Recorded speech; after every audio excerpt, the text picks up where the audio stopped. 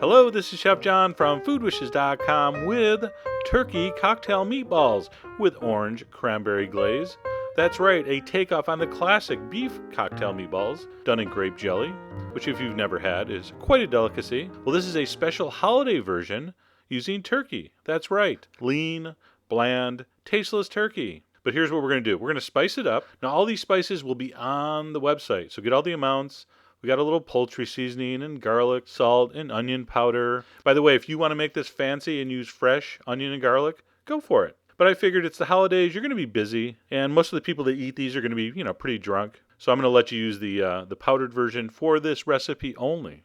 Of course, we're going to have salt in there, and fresh ground black pepper, little Worcestershire sauce, and then 1 beaten egg. Now, don't beat your egg in a separate container and then pour it in here. Just put it on the side.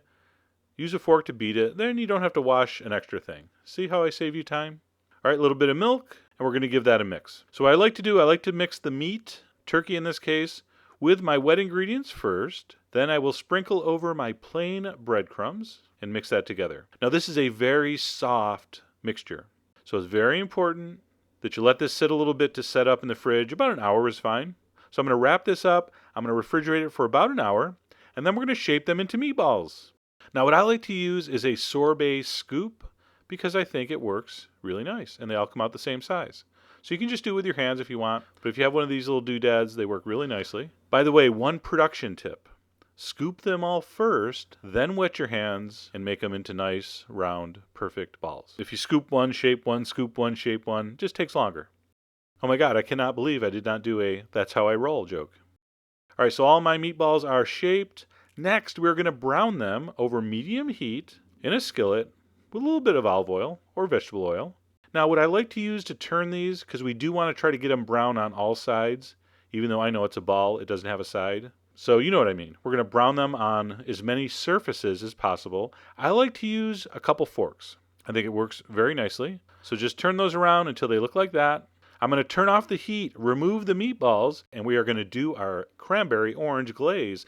I got some diced jalapeno and some diced red Fresno chilies, quite optional, but I think you should put them in because it's festive and it's like, holiday colors. And then the star of the show.